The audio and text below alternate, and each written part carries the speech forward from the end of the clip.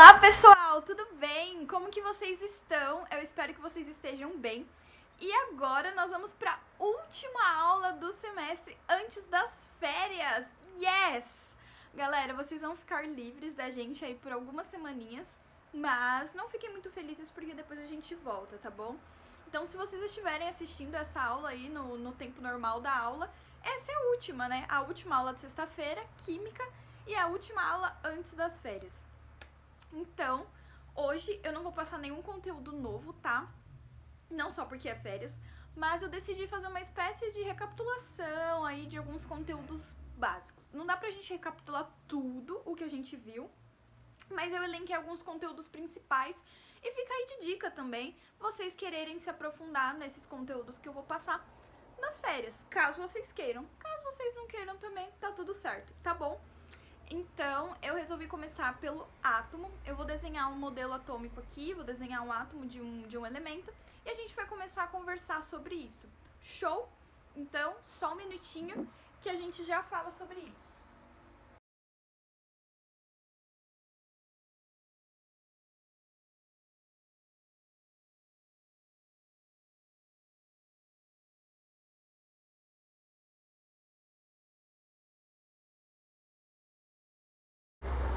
Tcharam! Pronto, temos um átomo aqui. E aí pode estar um pouquinho diferente do que vocês estão acostumados, mas é porque eu representei aqui os nêutrons e os prótons dentro do nosso núcleo, tudo bem? E aqui na eletrosfera a gente tem os elétrons. Então, já falando um pouquinho desse átomo, este átomo aqui que eu desenhei para vocês é o que a gente vai considerar o mais atual, que é o modelo de Rutherford-Bohr, tudo bem? Vou até anotar aqui para vocês.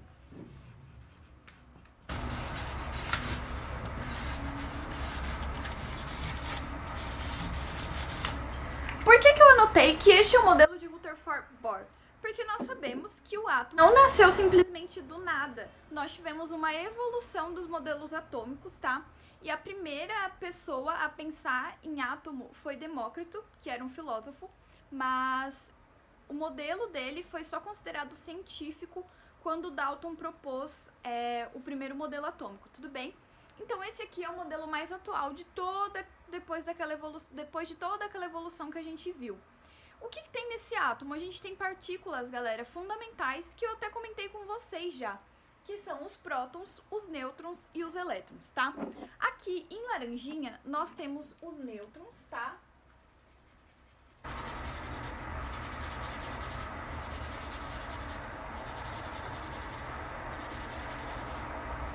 Os nêutrons. Em azul, dentro aqui do núcleo, nós temos os prótons. E fora desse núcleo, no que nós chamamos de eletrosfera, nós temos os elétrons. Esse átomo não é qualquer átomo, é o átomo do elemento berílio, tudo bem? Eu escolhi o berílio para representar para vocês. E aí, se vocês repararem, eu tenho em azul, né, os nossos prótons, 4 prótons, e eu tenho 4 elétrons. Isso é uma coisa muito importante para esse modelo atômico, por o que a gente considera mais atual, porque a gente tem a quantidade de elétrons igual à quantidade de prótons, a quantidade de elétrons igual à quantidade de prótons. E isso também é o que a gente considera o nosso modelo atômico, o nosso número atômico, tá bom? Então a quantidade de elétrons é igual de prótons e isso é o nosso número atômico. Lembrando que a tabela periódica, ela está organizada por periodicidade do número atômico. Ela vai crescendo o número atômico, tudo bem? Então, esses elétrons e esses prótons em mesma quantidade faz com que meu átomo ele seja neutro. E ele estando neutro, eu tenho a quantidade de elétrons igual a de prótons, tudo bem? E aí eu posso dizer, então, que P, são nossos prótons, é igual a E, que é igual a Z. Esse Z seria o nosso número atômico. Lembram dessa relaçãozinha? Tá? Isso aqui é o nosso átomo neutro. Galera, importante falar também que essas camadas da eletrosfera, a gente tem uma quantização de energia. Conforme a gente vai afastando essas camadas do núcleo, a gente vai aumentando a energia, tudo bem? Então aqui, nesse modelo, a gente também tem a quantização de energia. Conforme as camadas vão se afastando do núcleo, mais energias elas têm, tá? E é importante falar também que quanto mais a gente afasta esses elétrons do núcleo, menos atração ele sente pelos prótons, tudo bem? A gente tem uma atração, por quê? Porque os prótons, galera, tem cargas o quê? Positivas, tá? Mais. E os nossos elétrons têm carguinha negativa. Uma carga positiva atrai a carga negativa. E esses nêutrons aqui, que tem carga neutra, estão ali no meio do nosso núcleo e eles permitem o balanceamento, tudo bem? Eles permitem, inclusive, que os elétrons não sejam atraídos para o núcleo e não fique tudo ali incrustado, como era aquele modelo do panetone ou pudim de passas que a gente viu. Tranquilo? Então, a primeira coisa que eu queria recapitular com vocês era o modelo atômico de Rutherford Bohr e elencar 3 coisinhas principais. A primeira são as partículas, né? Que a gente tem 3. Prótons, nêutrons e elétrons. Essas são as fundamentais. A gente tem outras partículas, mas as fundamentais são prótons, nêutrons e elétrons. Outra coisinha importante, a quantidade de elétrons é igual à quantidade de prótons no átomo neutro, tudo bem? E isso daqui é o nosso número atômico. A tabela periódica, os elementos estão organizados por periodicidade do número atômico, tá? Show? E aí, galera, se a gente tem o átomo neutro, a gente tem o átomo que ele não está neutro, por exemplo. E esse átomo que não está neutro, ele não tem as suas cargas balanceadas, a gente chama ele de íon. E a gente tem 2 íons principais. Vocês lembram quais são? A gente tem um íon positivo e o íon negativo. Mas, Bruna, como que é possível ter a formação de um íon mesmo quando eu tenho a perda ou ganho de elétrons? Quando eu ganho elétrons, o meu átomo ele fica mais negativo. Por quê? Porque eu estou acrescentando carga negativa. Quando eu tenho a perda de elétrons, o meu átomo fica mais positivo, porque eu tirei carga negativa. Tudo bem? Então, a gente tem essas duas possibilidades. O ganho, a perda, quer dizer, de elétrons, por exemplo, 2 elétrons, e o ganho de 2 elétrons. Sempre o ganho, ele vem com a representação da carga negativa. Por quê? Porque o meu elétron ele é negativo, então se eu estou acrescentando carga negativa, o meu átomo fica mais negativo. Se eu estou tirando 2 elétrons, ele fica positivo. Esse íon aqui negativo, a gente chama de ânion, tudo bem?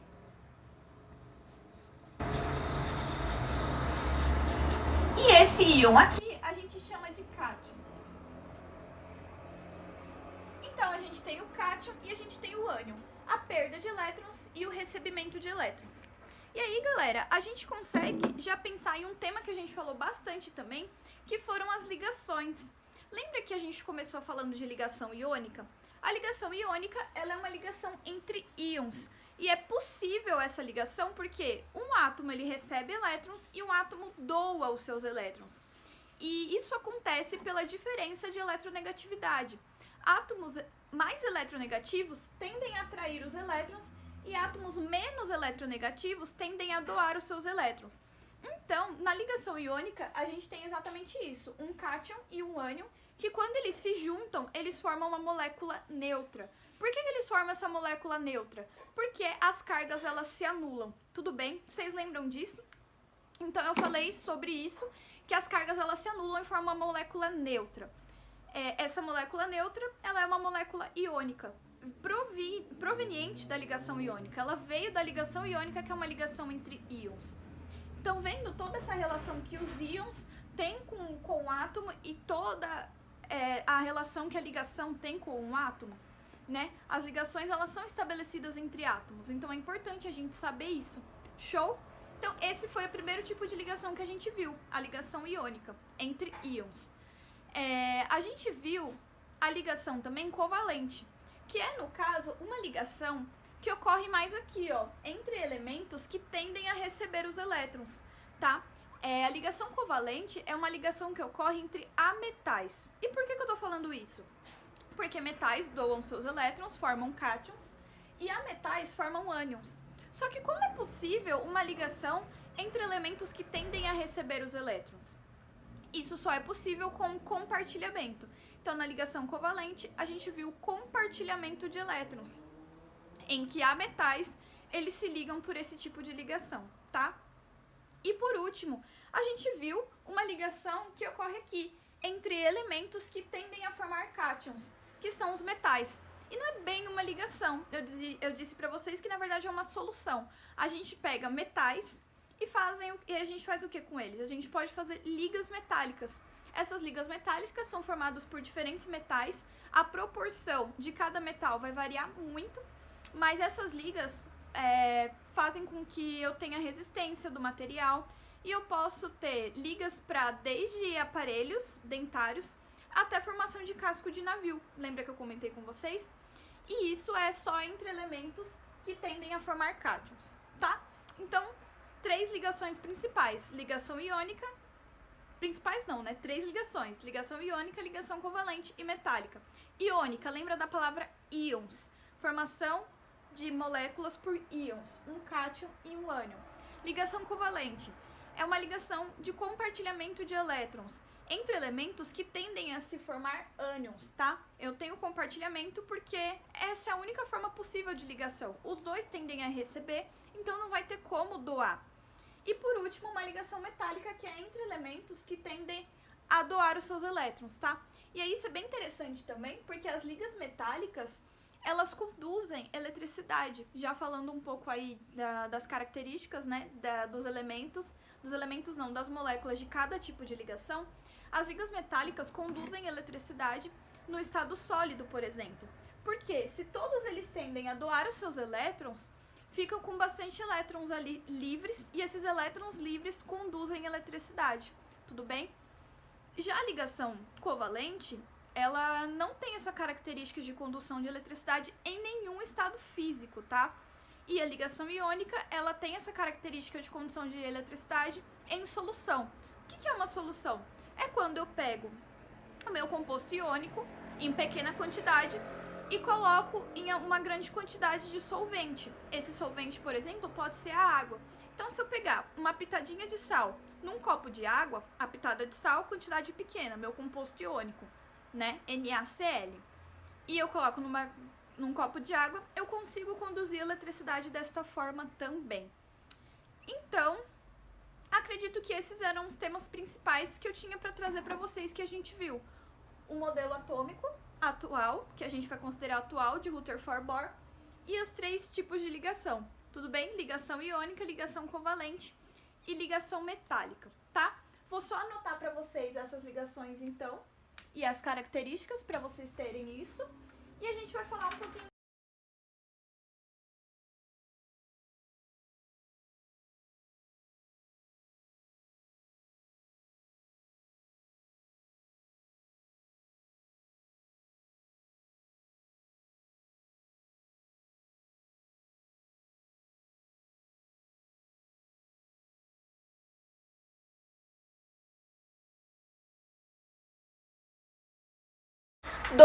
Ligações. A gente tem iônica, covalente e metálica. A iônica entre íons, como eu falei pra vocês, metal e ametal. Show? Covalente, compartilhamento de elétrons. A gente tem o compartilhamento de elétrons. Entre o quê? Entre ametais. Apenas elementos que tendem a receber elétrons. E a liga metálica, a formação das ligas metálicas, que é uma solução de metais, tá? E como que eu faço essa solução mesmo? Eu aqueço os meus metais no seu ponto de fusão, tá? O que é o meu ponto de fusão? Passagem do sólido para o líquido, e deixo que eles voltem para o seu estado sólido novamente. O meu elemento principal, o meu metal principal, ele tem espaços, tudo bem? E os meus elementos que vão fazer parte dessa liga, ele ocupa esses espaços vazios. Então é assim que eu formo a liga metálica. E aí, por último, eu queria fazer só uma revisãozinha sobre os estados físicos da matéria. Porque todos esses compostos, eles podem estar em 3 estados físicos principais também. Que é o estado sólido, é o estado líquido e o estado gasoso. Tudo bem? Nossa, Bruno, isso é bem fácil. Eu lembro da aula sobre estado sólido e físico e gasoso, né? Estado sólido, líquido e gasoso. E realmente isso costuma ser tranquilo pra gente, porque esses estados, eles estão muito presentes no nosso dia a dia, tá? Estado sólido, o cubo de gelo. O estado líquido, a água, o suco. E o gás, o vapor que a gente gera quando a gente está fervendo uma água, por exemplo. Só que o que eu quero definir com vocês, lembrar com vocês, é a nível molecular. Como esses estados estão a nível molecular? O estado sólido, ele tem um grande grau de organização e as moléculas estão bem juntas, tá? O estado líquido, ele não tem tanta organização assim, as moléculas um pouco separadas. E o estado gasoso, a gente não tem nenhuma organização. As moléculas estão loucas, assim, esvairecidas da vida. Então, pra gente lembrar disso, tá? E lembrar também que o estado sólido, ele tem forma e volume definido. Eu consigo definir o volume desse estado e eu consigo também, olha a moto, eu consigo também definir a forma. Ele tem uma forma definida, né? Então, se eu pegar a caneta, eu sei que ela é, por exemplo, mais circular. Se eu pegar uma borracha, ela pode ser quadradinha. Então, ela tem uma forma definida. O estado líquido, ele tem um volume definido, mas ele não tem uma forma definida. O líquido, ele ocupa a forma do recipiente. Então, se você pegar uma garrafinha de água e derramar essa água sobre uma superfície lisa, essa água ela vai escorrer, tá? Então, o estado líquido, ele pega a forma do recipiente, mas ele tem um volume definido. 1 litro de água é 1 litro de água, tudo bem? E o estado gasoso já não tem nenhum dos dois, nem forma e nem volume definido, tá? E isso é uma característica do estado gasoso. Ok, vamos só anotar isso?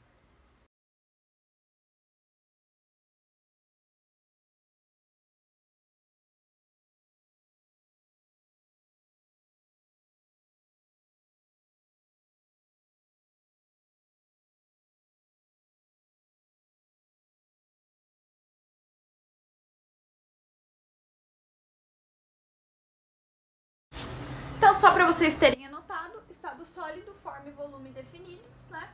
Estado líquido, volume apenas definido. E o estado gasoso, sem forma e sem volume. Lembrando que aqui a gente tem grande organização, tá?